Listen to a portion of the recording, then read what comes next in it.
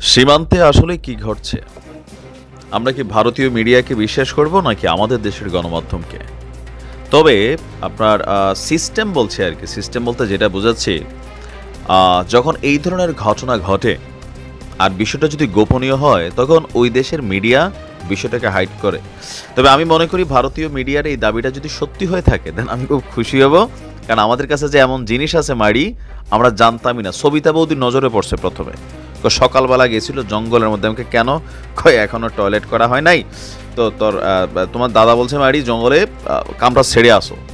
তো যেই গেলুম, তারপর দেখলাম আকাশের মধ্যে কি যেন উঠছে। মাইরি প্রাকৃতিক করব নাকি আকাশের ওই জিনিস দেখবো। তো সবিতা বৌদি দৌড়ে গেছে বাড়ির মধ্যে, যা বলতেছে শুনছো ওগো শুনছো? তো বলতেছে কি?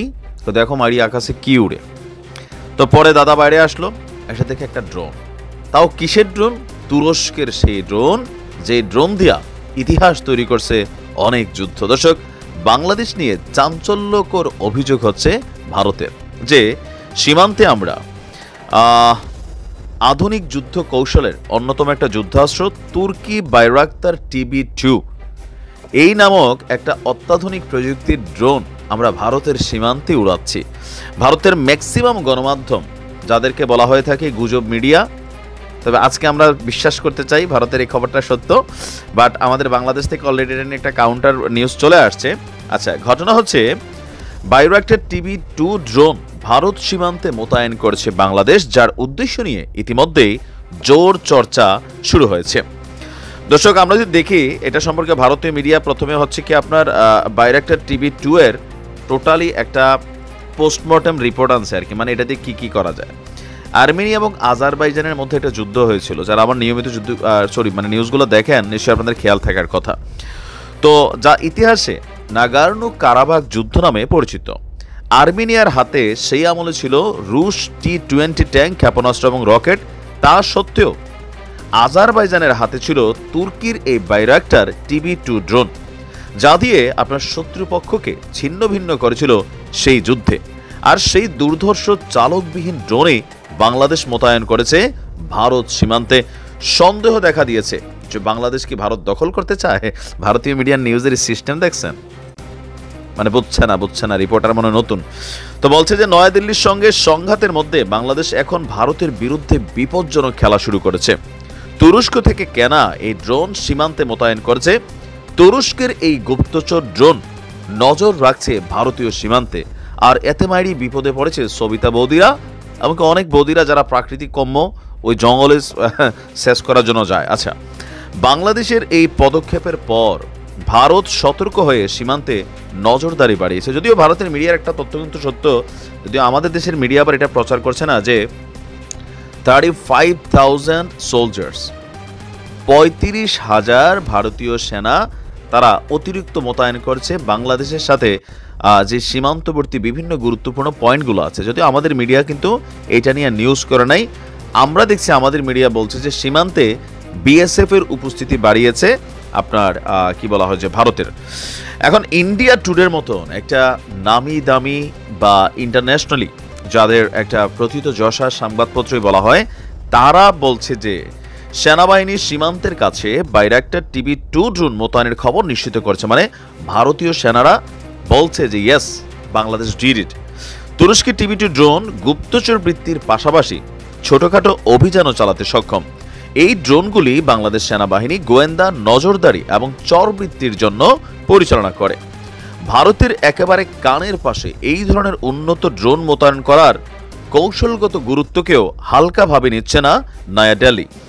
ভারতীয় নিরাপত্তা সংস্থাগুলো বাংলাদেশকে আপনার TB2 ড্রোন মোতায়েনের বিষয়ে সতর্ক করেছে এবং সর্বশেষ পরিস্থিতির দিকে নজর রাখছে। ভারতীয় বাহিনী পাল্টা হিসাবে ইসরায়েল থেকে কেনা হেরন টিপির মতন ড্রোন মোতায়েন করার কথা বিবেচনা করছে। এর পাশাপাশি বাংলাদেশি ড্রোন রোধী বিরোধী অভিযান, মানে ড্রোন দেখলে সেটাকে আকাশে পারাস করে দেবে, তো এরকম অভিযান জোরদার করারও বিকল্প ভাবছে। এখন বলা হচ্ছে যে ভারতের কাছে এই মুহূর্তে অবশ্যই ভারতের কাছে অনেক ধরনের মেশিনারিজ আছে, কিন্তু এই ঘটনা আসার পর আমাদের বাংলাদেশ কি বলছে?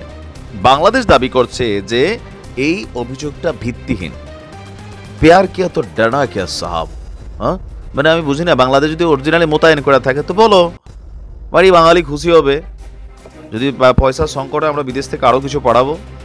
এখন আমাদের বাংলাদেশ থেকে বিষয়টাকে গুজব এবং কি আমাদের প্রধান উপদেষ্টার যে প্রেস উইং আছে সেখান থেকে বলা হয়েছে যে বিষয়টা নিয়ে গুজব, বাংলাদেশ এরকম করায় নাই। যাও একটু মন টন ভালো হইতে নিছিল, তো বাংলাদেশের এই কাউন্টার নিউজ দেখা মনটাই খারাপ হয়ে গেল।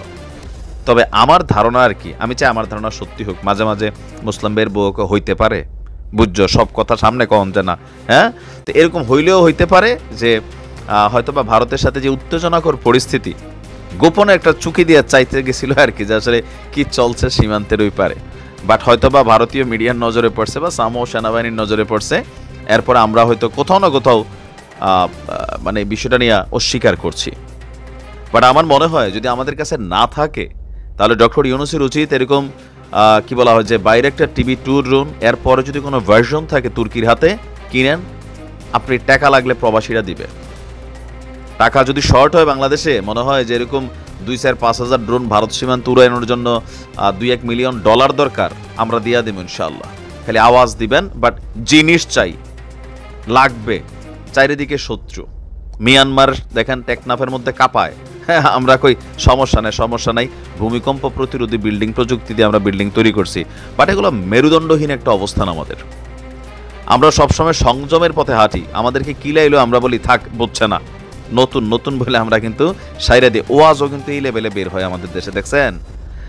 কিন্তু এইভাবে যদি অলওয়েজ আমরা চলি, যে ধরেন আমাদের টেকনাফের মধ্যে মর্টার শেল আইসা পড়তেছে, ভারতের থেকে এইসব ঘটনা হচ্ছে, আর আমরা ভাবি যে না আমরা কারোর সাথে শত্রুতা না, আমরা সবার সাথে বন্ধুত্ব।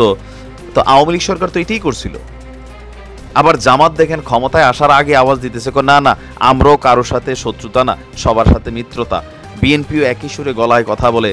তাহলে এই দেশে কোন সেই রাজনৈতিক দল যারা রাষ্ট্র ক্ষমতায় বসার পরে বলবে আমার সীমান্তে একটা মর্টার শেল তো দূরের কথা, তোমাদের বোমার যদি একটা স্প্লিন্টার ওই দেশের জমিনে পড়ে তাহলে আমাদের এখানে আমরা 3টা ফুটাইয়া তোমাদের এখানে পাঠাই দিব। সামটাইমস আই কন্ট্যাক্টে কথা বলা জরুরি। আমরা স্বাধীন সার্বভৌম রাষ্ট্র, আমাদের দেশ থেকে প্রতি বছর যেই পরিমাণ টাকা পয়সা লুটপাট হয়, কানাডাতে যেই পরিমাণ বেগম পাড়াতে বাড়িঘর তৈরি হয়, এর যদি ধরেন 3/1 একটা সরকার 5 বছর ক্ষমতায় থাকাকালীন এই 53 বছরের ইতিহাস যেটা সাক্ষী দিয়েছে, যেই পরিমাণ লুট করছে বাংলারে, এর 3/1 যদি বাংলাদেশের সামরিক খাতে আসলে ব্যবহৃত হতো তাহলে মিয়ানমার একটা ফুটানোর পর আমরা 3টা ফুটাইতাম। প্রয়োজনে বিয়া শাদির ভিতরে ফুটাইতাম, যে সীমান্তে বিয়া শাদী হলে এরকম mortar shell free enjoy. Just প্রতিবেশীদেরকে আওয়াজ দাও যে আমরা এখনো সজাগ আছি। আমরা চাই যে ধরেন এরকম একটা অবস্থান বাংলাদেশ সামরিক বাহিনীর হোক। আমরা সবসময় আপোষ না সংগ্রাম রাজপথে ডায়লগ দিয়া সীমান্তে যে আপোষ আস্তে করে বলি, আবার যেন মিডিয়া না শোনে। তো এগুলা থেকে বের হয়ে আইসা বাংলাদেশের মেরুদণ্ডটা আরেকটু শক্ত করা দরকার, সামরিক খাতে আরো বিনিয়োগ করা দরকার।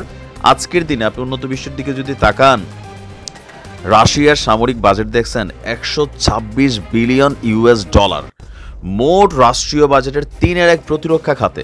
যার কারণে পুতিনদের সবাই কেউ আব্বা ডাকে, কেউ পর্দাদা ডাকে, হ্যাঁ, কেউ তারে ডন ডাকে। বাট জিনিসটা তো মজার, হ্যাঁ। আমরাও চাই আমাদের দেশে কারোর সাথে আমরা ইচ্ছা করে লাগবো না, বাট আমাদের সামরিক খাতকে শক্তিশালী করা দরকার। ভালো থাকুন, আসসালামু আলাইকুম।